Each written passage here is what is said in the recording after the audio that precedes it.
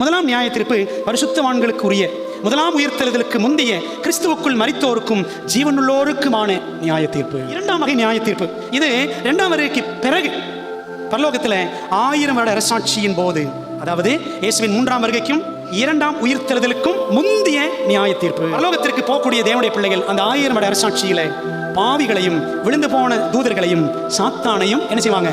நியாயம் தீர்ப்பார்கள். அது என்னன்னா 1000 வருட அரசாட்சிக்கு பிறகு மூன்றாம் வருகையின் காலகட்டத்தில் துன்மார்க்கருக்குரிய இரண்டாம் உயிர்த்தெழுதலுக்கு பிறகு இயேசுவின் மூன்றாம் வருகையின் போது பூமியின் மேல் நடக்க போகும் நியாய தீர்ப்பு. இதில் சாத்தானும் அவனது கூலிப்படைகளும் அக்கினியிலே அழிக்கப்படுவார்கள். நியாய தீர்ப்பை பற்றிய பயம் வேண்டாம், ஆனால் நியாய தீர்ப்பை பற்றிய பயபக்தி உள்ள சிந்தனை வேண்டும். நியாய தீர்ப்பில் இயேசு நம் நண்பன் என்பது நமக்கு சந்தோஷம். நியாய தீர்ப்பின் காலத்து மக்கள் நாம் என்பதை உணர்ந்து வாழ்ந்தால் நம் நண்பருக்கு சந்தோஷம். தீர்ப்பின் காலத்தில் வாழ்ந்துட்டு இருக்கிறோம், கொஞ்சமாவது பயம் இருக்கா நம்ம மனசுல?